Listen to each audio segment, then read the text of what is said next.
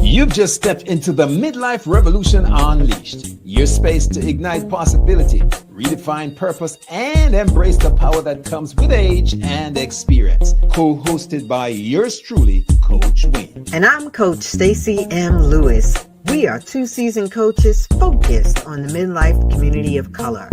This isn't just a podcast, it's a movement. In a world that sometimes forgets the power and the wisdom that comes with age, we are here to ignite a revolution and rewrite the narrative of this incredible journey. So, whether you're navigating your career, growing your business, rediscovering passions, or challenging the status quo, this is your space. So, buckle up. Let's dive into the Midlife Revolution Unleashed.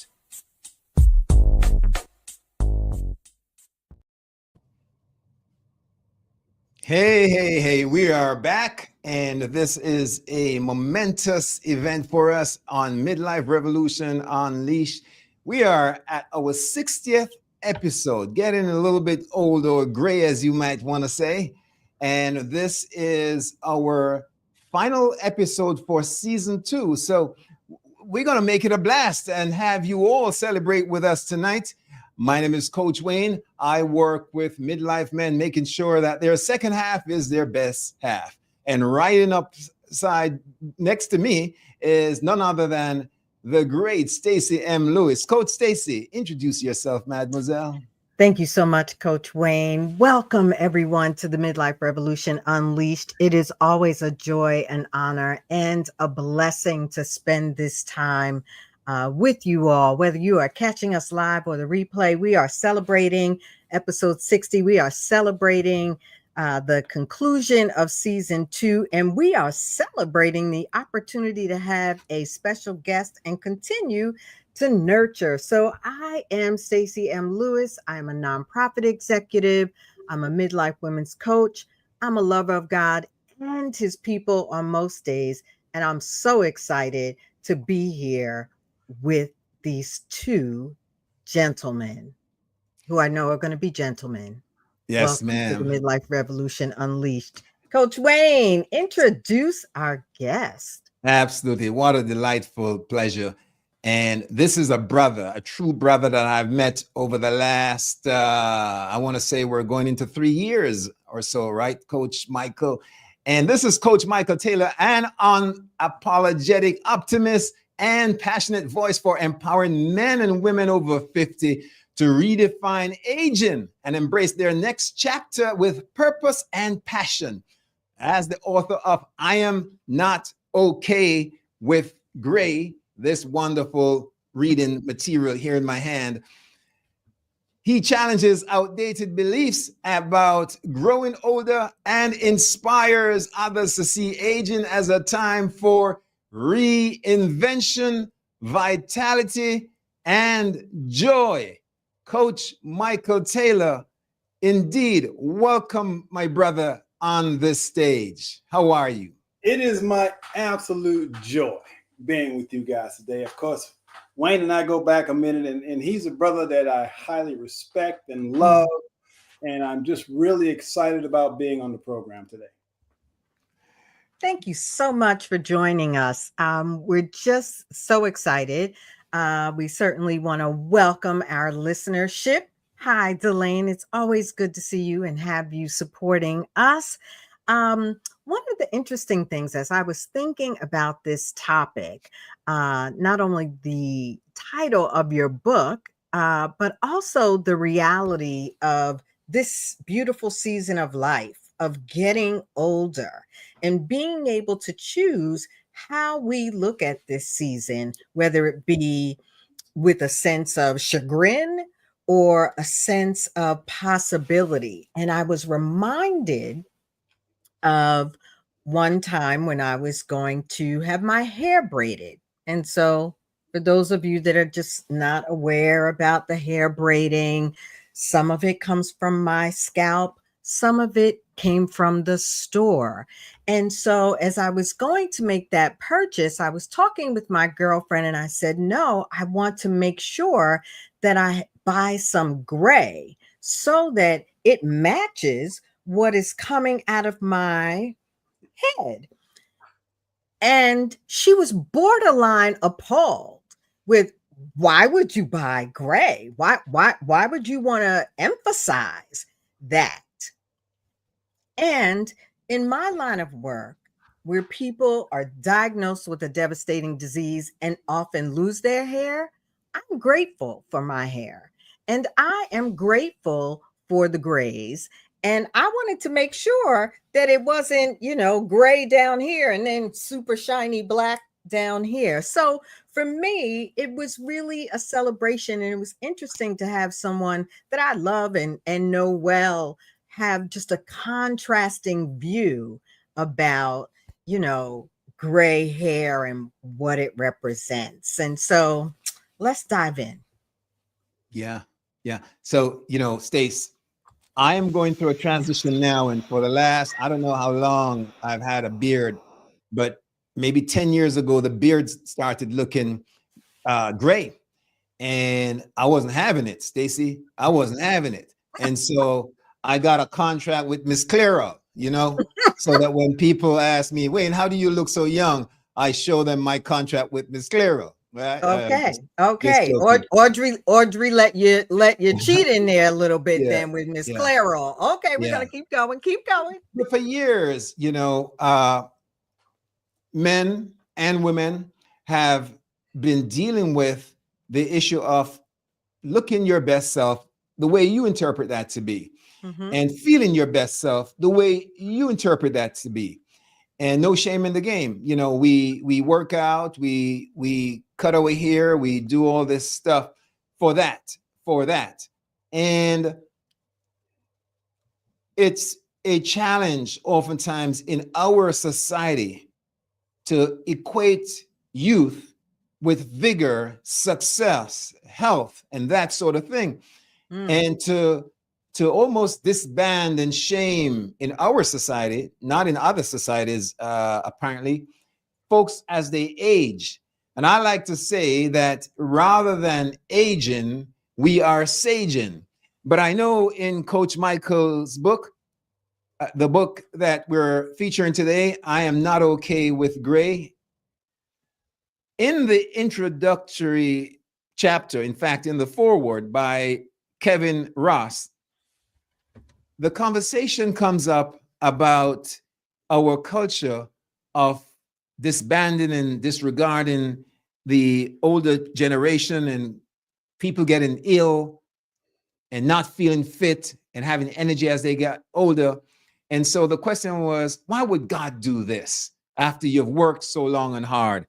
And Michael, you talked about it's not a God problem, it's a paradigm problem. Bust it up. Well, let me share how the book came about. This is an interesting story. So a friend of mine was teasing me because I color my beard and my hair. And he says, Michael, man, why you do that? Why do you color your hair? And I immediately said, man, I'm not okay with gray. And as soon as I said it, I pulled out my phone and I made a little note. And I said, that's a really cool title for a book. It just sounded really cool. So what I normally do whenever I get an idea for a book, I'll just put it on my phone and come back to it later. Well, probably a year and a half, 2 years later, when I was getting ready to write my book, I pulled out my little phone and I went, I'm not okay with gray. It's time for that particular book. Now, when I say I'm not okay with gray, it has absolutely nothing to do with hair color. Gray is a mindset. We live in a society, as Wayne mentioned, that kind of demonizes getting older. But in reality, it's the belief systems of our culture that, we hear that as I get older, I'm going to, lose mobility. I'm going to, it's going to take me longer to heal. I'm going to slow down. I can't do the things that I used. And I completely disagree with that. Now, for me, I have made the decision that I am not going to wear gray until I turn 75 years old. For me, 75 to me symbolizes gray hair. Now, I'm 64.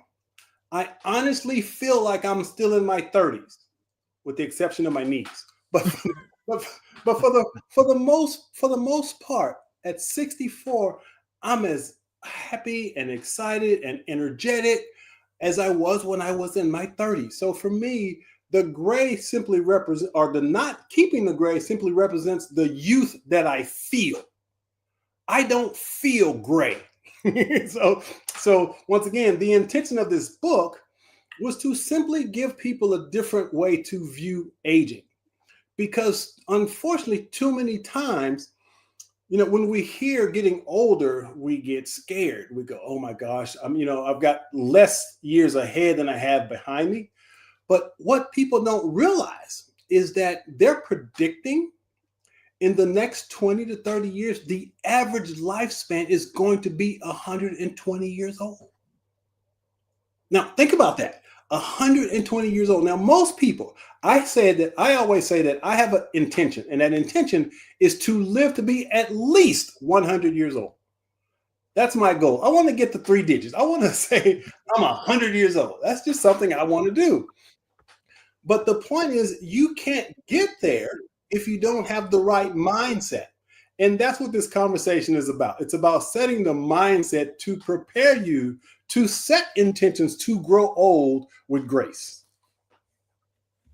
I love it. So cheers to Kenneth Dunner, who says, my knees are perky peeps, who also shared that he just turned 67 and is looking good with the gray. And I love what you just shared, Michael, because that indeed is the reality. It's a mindset. It is a mindset. And so for me, it was about embracing the who I am as I am right now. And I'll be honest and say that, the gentleman that was doing my hair at that time was very clear. He was like, A, you don't want to start coloring your hair because then you'll feel like you can never stop. And 2, he was like, it's not good for your hair, so don't do it. Right. So I was like, oh, okay. So now I really have a great opportunity not to do it. But what you said was just so very true, because it is a mindset. And as we embrace the mindset that getting older is the goal, right? That is the goal. Like you said, your goal is now the 3 digits. Getting older is the goal, but it's how we get there, both in our mind and our body, that is what we're talking about, right? What we think about getting older and how we then behave based on our thoughts about getting older. Absolutely. And again, we hear that, as we get older, they'll say, well, my body's going to start breaking down and everything is going to start, my body's going to atrophy and my mind's going to not be as sharp. It's not aging that's doing that. It's the fact that you're no longer paying attention to the things that you want to do, and you've accepted what the media says your body's going to do. And the mindset is, I expect decline. Yes. So I'm saying, don't expect decline. Set intentions. Become committed to making sure that you are doing whatever you can to move ahead. Now, again, coloring my hair actually has nothing to do with vanity. I'm not trying to look more handsome. But it's just, once again, for me, it's how I feel. I feel in every fiber of my being that, again, I'm still in my 30s. And so that just the idea, the visual of the gray, it's incongruent with how I feel. So I want to keep that congruency and keep this excitement and passion and so forth, all the feeling that I have. And again, I do that by coloring the gray. Yeah. Michael, in the book, you talked about the midlife crisis. And here is a tag that we have given to a normal period in our lives. And, we talked also about at 40, when you think about it, some people call it getting older, and we are aging, getting older, but it's not old age when you think that it's technically halfway there, meaning you have another potential 40 years ahead of you. So you're really at midlife. And I think that this is an opportunity to have leverage, since You have 40 years of experience, 40 years of knowledge. So now you can put that together and have 40 years of wisdom moving forward. You talked about midlife crisis and getting through that. And you talked about the roller coaster. Tell us a little bit more about that, Michael. And in particular, tell a little bit about your story that you reinvented yourself going through that very roller coaster so that those folks listening to us can have some stuff to take away and be hopeful. So at the age of 23, I was living the American dream. I had the house, the wife, the 2.5 kids, the vacations, the 401k. And by society standards, I was pretty successful at 23. Within about a 6.5-year time frame, my American dream turned into the American nightmare as I went through a divorce, bankruptcy, foreclosure, a deep, deep state of depression. I was actually homeless for 2 years, living out of my car. Now, I'm 30 years old or so, and I've basically lost everything. And so as I was sitting there trying to figure out what the heck had happened, I received a miracle. I was sitting up late one night because I was too depressed to sleep. And I was sitting at the edge of my bed, looking across the room at my bookshelf, when I happened to notice that every book on my bookshelf had something to do with getting rich or making money. And as I looked at those books, this question just popped in my head. Michael, what if you took all the energy and effort you've used in trying to get rich and simply figure out how to be happy? And as simplistic as that question may sound, it literally changed and saved my life in an instant. I can't explain it, but all of a sudden my depression lifted and I had this amazing clarity that I was going to be able to rebuild my life and it was going to become extraordinary. And I had absolutely no evidence to support that. A part of me intuitively knew that I was going to be able to rebuild my life. Now, as a result of asking that question, I stopped reading books on getting rich and making money. I started reading books on psychology and philosophy and metaphysics and personal development. And I began what I'll call my journey of transformation. And that journey of transformation is an inside job. One of my favorite quotes is, if you don't go within, you always go without. And so I began that inner journey of transformation. And it began with me being courageous enough, first of all, to go to therapy and to start addressing some of the emotional baggage that I was carrying that I was not even aware of. That was one of the first things I did. But then again, I started doing all these workshops and seminars and listening to audio programs. And interestingly enough, as I was doing this, as I was going to these workshops and seminars, I noticed that in most cases, I was the only man of color in the room. And so a couple of times, I had to question myself. I said, wait, should I be here? Where the brothers at? I was like, where the brothers at? But then what I realized was I was healing. I was growing. I was changing. Didn't matter what the people around me looked like because of my commitment to my own growth. And so as a result of going on that journey, and again, it's a journey that I'm still on today, some 30 years later, but as a result of going on that journey, I created the life that intuitively I've always known was possible.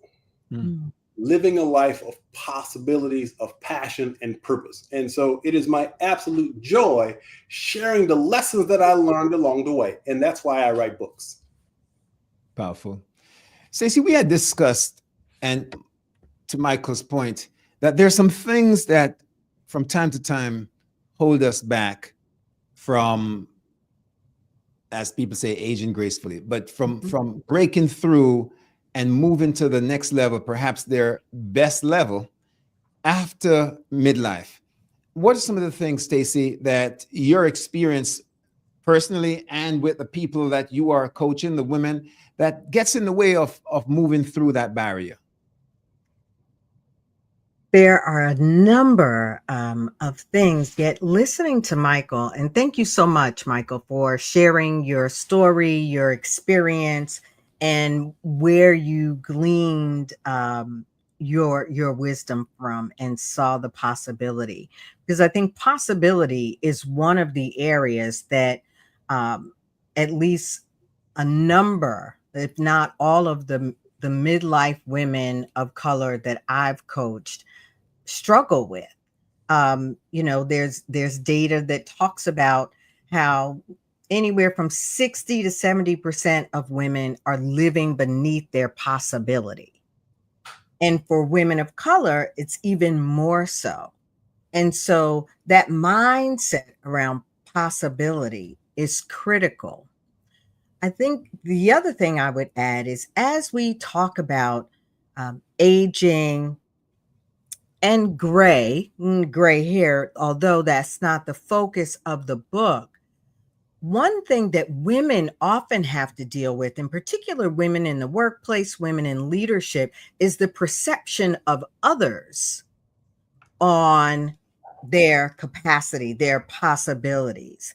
And as I talk to and coach, I've coached a few women to stop dyeing their hair, not because I'm offended or I feel like you shouldn't dye, but because they really didn't want to dye their hair, but they were doing so based on the experience they were having with other people's perceptions of who they were and what their capacities are as they age. And so the gray hair was giving others the cue that they were getting older, and therefore they were making this move that they didn't want to make because of the perceptions and the experience with others, and how there was the mindset of the possibility, not that I'll succeed anyhow, but the possibility that it will hold me back, that others seeing me as getting older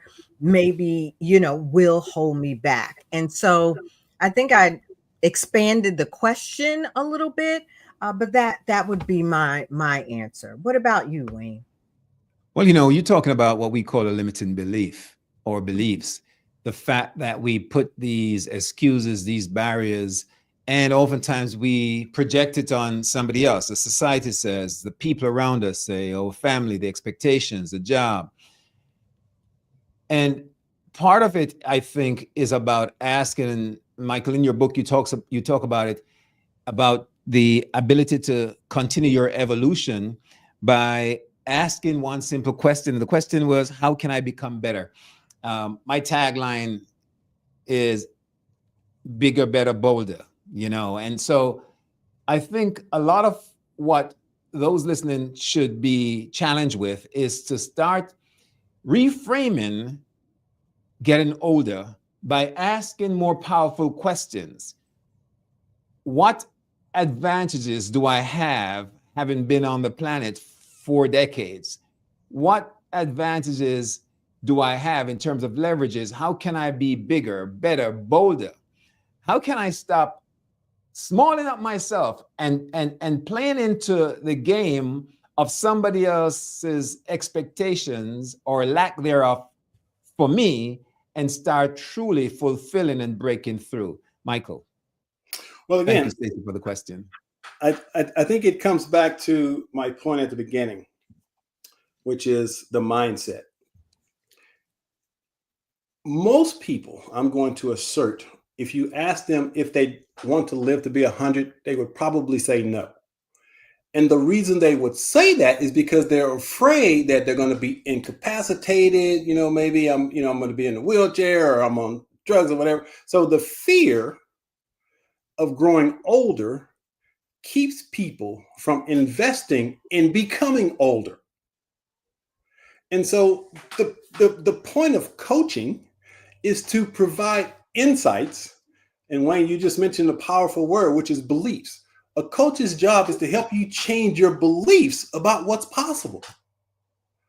And so for most people, again, they think that, okay, once I get to 60, 75, we have this thing called retirement, and I'm just going to wait for retirement. And, but have you ever seen the statistics of what happened to people after they retire?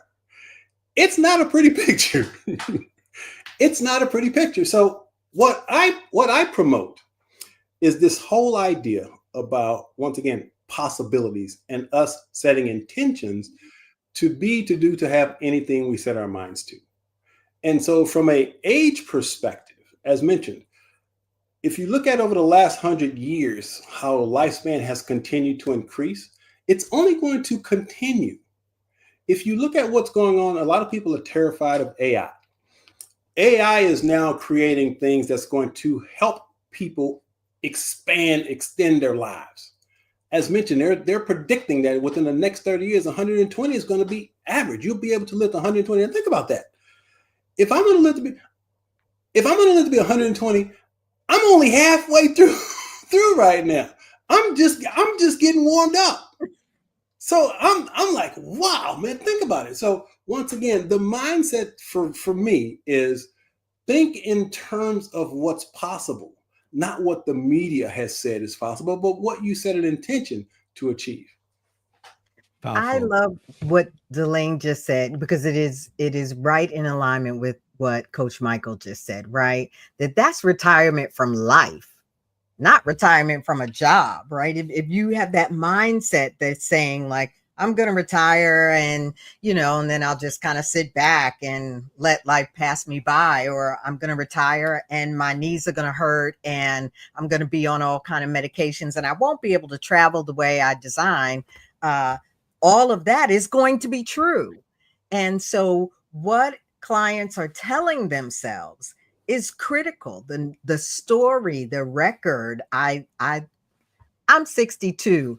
I always use the analogy and the imagery of an LP, right? We know that you put that record on the record player and you jam into your songs.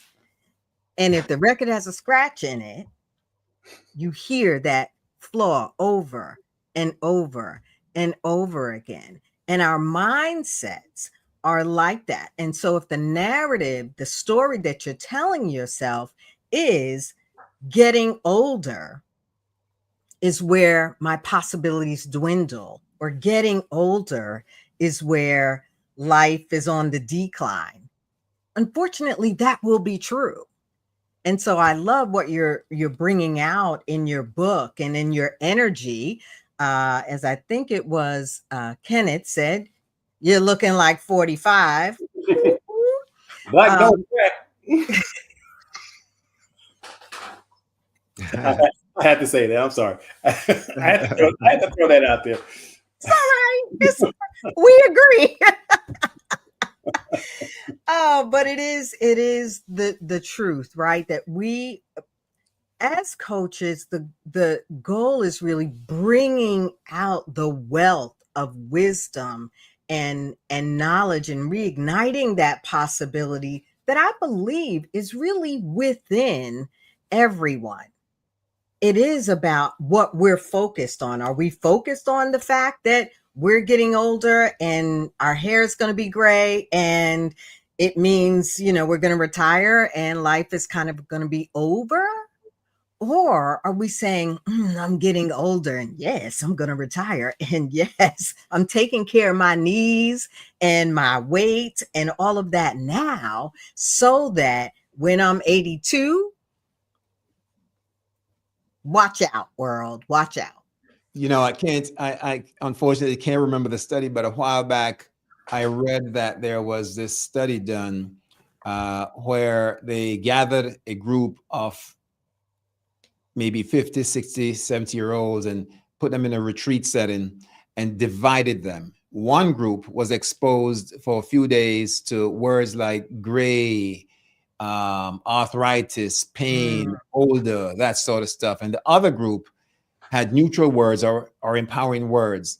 And after a while, the group that was exposed to the gray and, pain and all that stuff started moving more slowly and even bent over and apparently aged psychologically.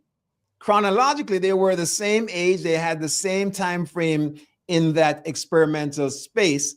But one group, based on the words that were exposed to them and that they received to be true of their description and their own lot in life, actually started behaving congruently with an older group, so to speak. And that's very powerful. Oh, yeah. I mean, and, it's been said that the mind cannot distinguish between what is real and what is vividly imagined. Yeah. So if you vividly imagine yourself as you're getting older in a positive light, guess what's going to happen? Yeah. If you vividly see yourself as getting older and degrading and going the opposite direction, that's what's going to show up in your life. And it does come back to mindset and how we think, because thoughts become things. And as we're thinking about getting older, it's the attitude that we have, and even more so, the feeling. That's the key. If we have this feeling of optimism, of hope, it creates energy in the body, and the body responds. But if we're fearful, that energy is negative, and it's going to show up in negative aspects of your body: dis-ease, discomfort, negative emotion, negative feeling. So it's important that we maintain this positive energy, if you will. Now, my tagline is, I am an irrepressible optimist with a passion for the impossible. That's my tagline. Now, what kind of energy comes from that?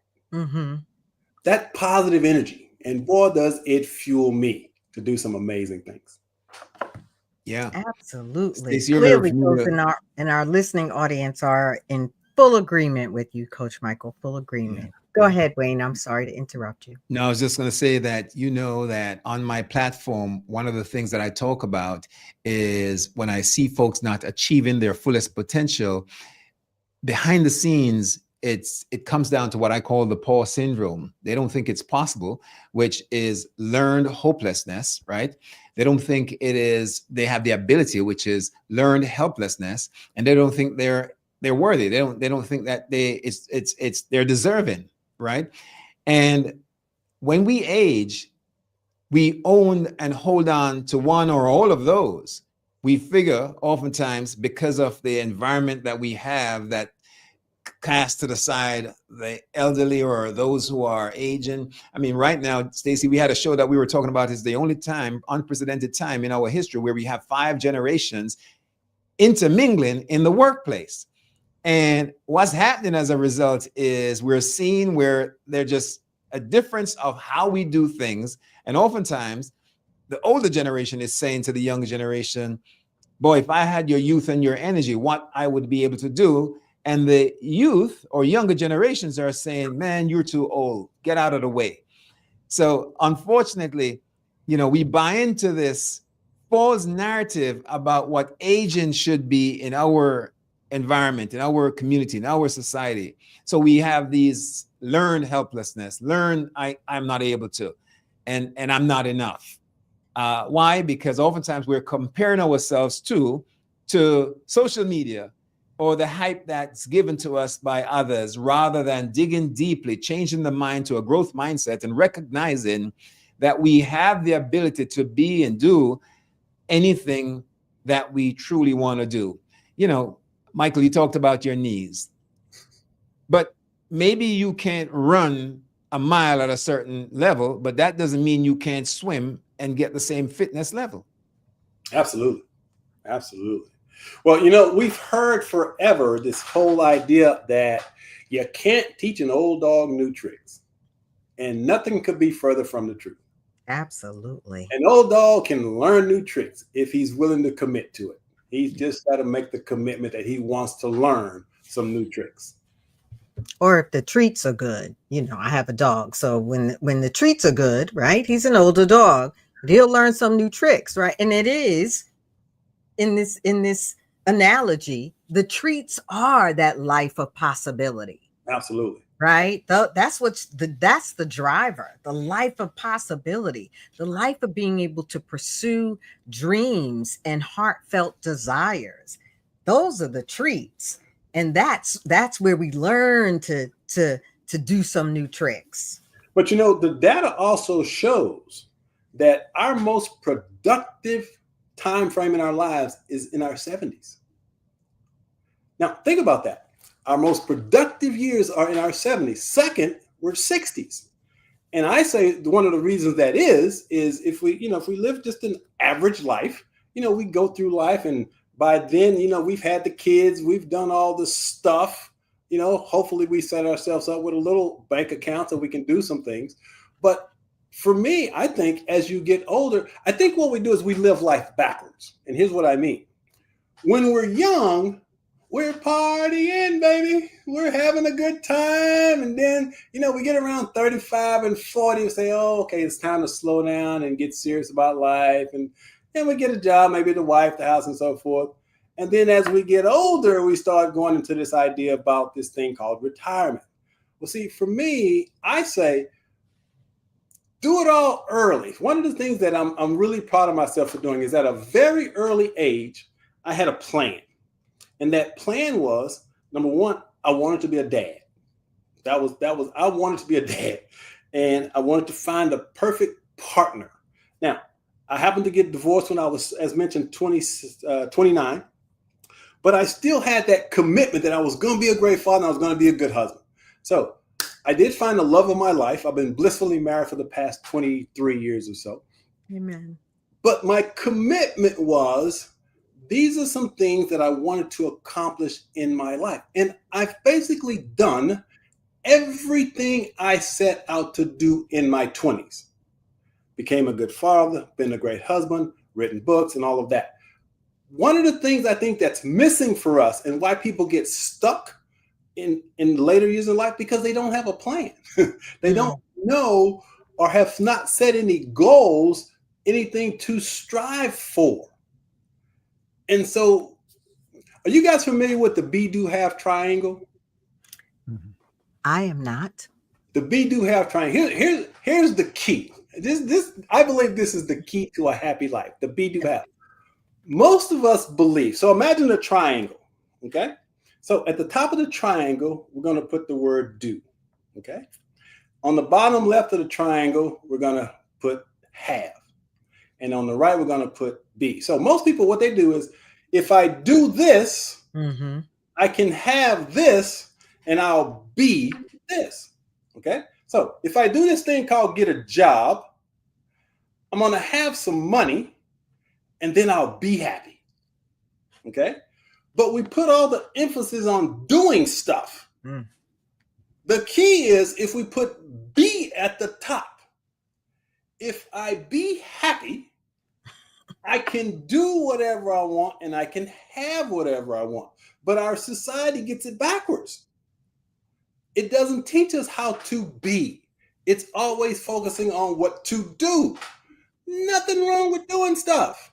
Nothing wrong with having stuff. But doing stuff and having stuff is never going to make you happy.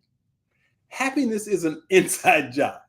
You got to be willing to do the inner work to be happy. And so if we'll put our focus on being happy and the feeling, because everything we do in an attempt to be happy. Think about it. Why do we go to work? We go to work to make money. Why do we make money? Because we want to buy stuff. Why do we buy stuff? Because we want to be happy, right? So there's this, we get caught in this trap, but we forget that the beingness, it's what's truly important. And again, I chased money for a long time. It wasn't until I learned to be happy first that I could attract the money that I'd always dreamed of. Yeah, powerful. Curtis said, yes, sir. Yes, and sir. There's definitely some basic instruction before leaving Earth foundation in there of us prioritizing the being, not the doing. It is not our works, right, that are going to do it. It's really in us being who we authentically and purposefully are that is opening the door to the having.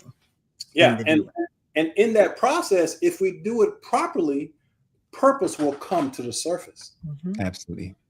Purpose will show up. When we learn to be authentically happy, purpose will show up, because what that does is it helps us tap into the unique gifts and talent that we already have. Yes. Where does the happiness come from? it comes from expressing those things. It comes from expressing that purpose, that joy, that passion, or whatever. But it's still about the beingness of expressing that purpose. Yeah. You know, the VIP framework, which my entire business is founded on, talks about living in congruence with your values, your core values, having a sense of self or identity that's in alignment with that.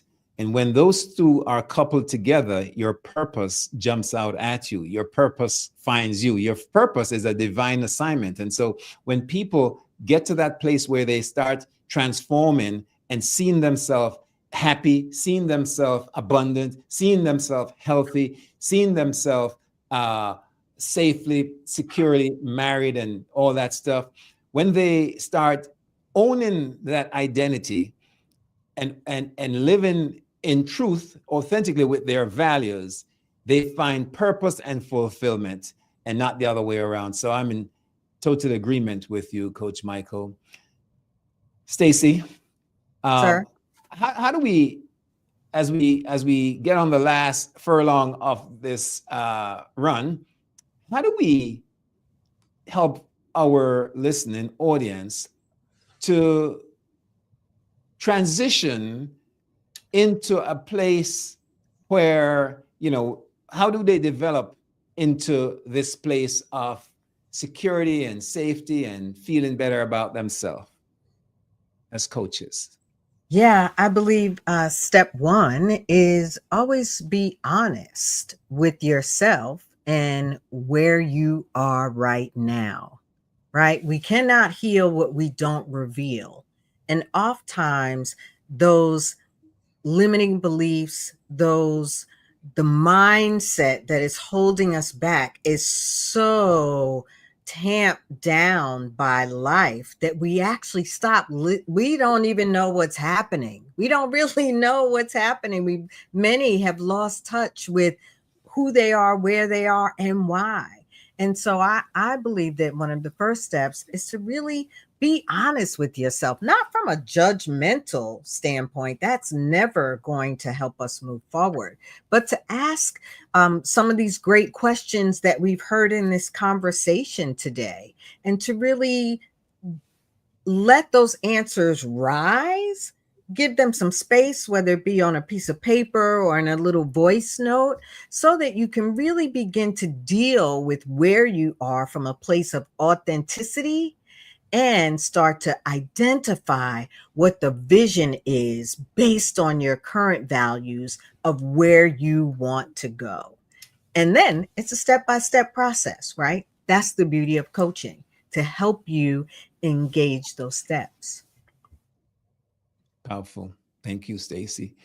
Coach Absolutely. Michael, before we, get going and talk about our end of season opportunities for folks, what are your last words? What would you have others in your coaching space do so that they too can be where you are in terms of the mindset as they age? Well, for me personally, the most powerful thing that I've ever done was address some childhood wounds that I didn't recognize were impacting my life as an adult. Because I possibly had the worst childhood you could ever imagine. I experienced every imaginable type of child abuse. And it wasn't until I did this workshop with a guy named John Bradshaw called Healing Your Inner Child. And it was in that workshop that I was able to learn, number one, how I had disconnected from my emotions, disconnected from my feelings. And so I processed everything from the neck up in my head. And so it wasn't until I healed that childhood trauma that I could be free. Because I remember when I first started this process, I was really into the motivational stuff. Les Brown, Anthony Robbins. I did the Anthony Robbins walking on hot coals barefooted. I was NLP, neuro-linguistic programming. But see, all of that was intellectual. But it wasn't until I got into my heart. Yeah. And healed that trauma, that pain, that I really became free. So if nothing else, my recommendation is to everyone to just make sure that you're in touch with your primary emotions and are able to identify and express them in a healthy manner. Wow. Stacy, I told you Michael is the man. Michael is the man. I love it. I love it. And what a That way. is what he said. He said, Michael is the man. He's like, if we're going to talk about this, we got to have the man. Yeah. I'm not okay with Gray, how to create an exceptional life after 50. And the author, Coach Michael Taylor. Michael has about 11 or so other books out there, all great reads.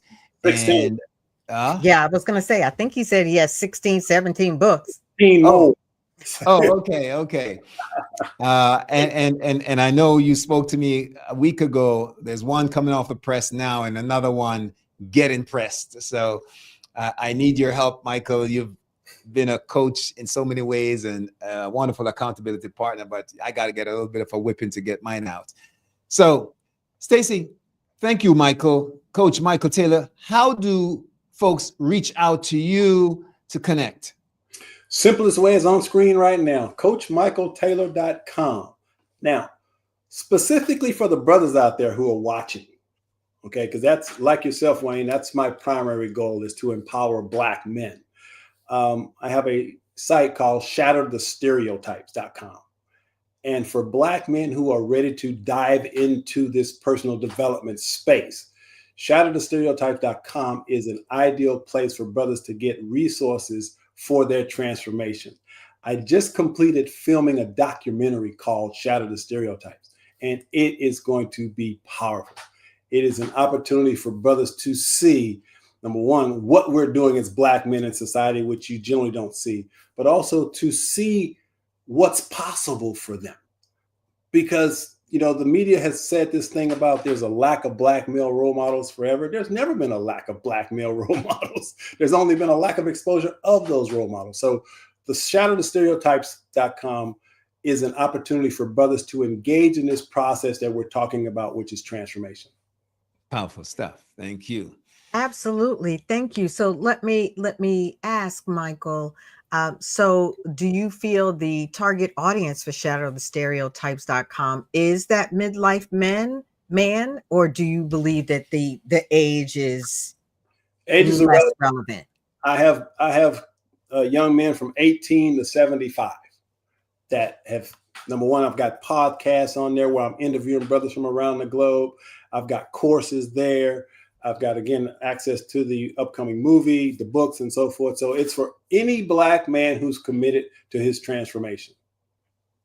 Wonderful. I'm also a mom of a Black man, and so I'm always got those two ears going. Like, oh wait. Thank you so much, Kenneth. Today's conversation is so delectable, scrumptiously, deliciously, edibly, tasty, good. Woo! That's some good stuff right there. I don't know what you all think, but I think that that's some great stuff. Thank you all so much for joining us on this 60th episode of the Midlife Revolution Unleashed. Wayne, Thank you, tell Judy people Brown, how to for get in joining touch too. with yourself. I know you got some stuff going on. Wayne got some stuff going on. What's going on, Wayne? Yeah. Coach Michael, you stay awake many a night working, as do I. And I told Stacy that though we're taking our little bit of a break for Midlife Revolution Unleashed, we're not going anywhere per se. You'll be able to see repeats and go on your favorite podcast channels, YouTube, and catch us. Especially, we'll be replaying some of the more popular episodes. But I will be launching a podcast in the interim where I will be and making that announcement this before the week is done, just so that brothers will understand it's a place for often the unspoken brothers, the brothers who are carrying a load, that are wearing that hard cover, that skin, and are afraid to get out of the man box and become vulnerable. So what we're going to do is talk to these brothers about their issues and create a group, a safe group, a place where brothers can come together, hold one another up. And you'll hear a lot more about that in the days to come. Stacy, as we get out of here, how do people get in front of you and get some of that wonderful coaching that you offer? Well, this beautiful community knows that I can be reached at thestacymlewis.com. Certainly, if you are connected to us on LinkedIn, on Facebook, or on YouTube, you are welcome to DM us. I am so excited, Wayne, about what you are doing. And Coach Michael, again, thank you so very much for joining us for this special episode. Wayne was right. We couldn't have had a greater guest. Hey, Wayne, real quick, I want to throw something out at you. You said that I stay up late working. Yes, sir. I want you to change that. I never stay up late working. I stay up late creating. Creating. I love it. I love it. There's a difference. I love it. I'm just going to say, Coach Michael, Coach Wayne does not need encouragement right now, staying up late. The show up on the next day, for some of us is challenging. Yet I do love the reframe. We stay up late creating. Absolutely. Love it. Love it. Thank you. Listen, if you want to reach out to me, hit VIPtransformativeliving.com. You'll see all my handles, social media, access, email, everything, or just DM me. Makes it easy squeezy. So we're gonna connect with you in the near future. Stace, have yourself a marvelous summer. And Coach Michael, thank you, sir. We're looking forward to the releases. I gotta get back to you, Michael. I need to get your latest book out in my library. I think I have the last 4, so I want to keep going. I'm ready when you are, baby. Yeah, I have to get a signed copy for my son. Something. I can't walk away empty-handed. It has been a joy and pleasure. Thank you all for checking out the Midlife Revolution Unleashed Season 2, Episode 60. It has been our blessing to serve you in this capacity and to spend this time with you. Michael, thank you so much. Coach Wayne, I'm sure I will see you before we start season 3. It has been my joy to work with you. Yeah, Michael, go no place. We're going to get you in the green room in a minute. Please hold. Thank you. Bye, y'all. And there you have it, folks. This week's episode of the Midlife Revolution Unleashed. Hey, we truly appreciate your spending this time in this space with us. Join us next week at the same time as we dive into relevant topics and present solutions to spark new thinking and empower your midlife journey. And don't forget, if you enjoyed today's episode, let us know in the comments and share it with others. And of course, remember to subscribe, share, like, hit that notification bell. You are the Midlife Revolution Unleashed. I'm Coach Stacy, and I'm cheering you on. And I'm Coach Wayne, and I'll see you at the top.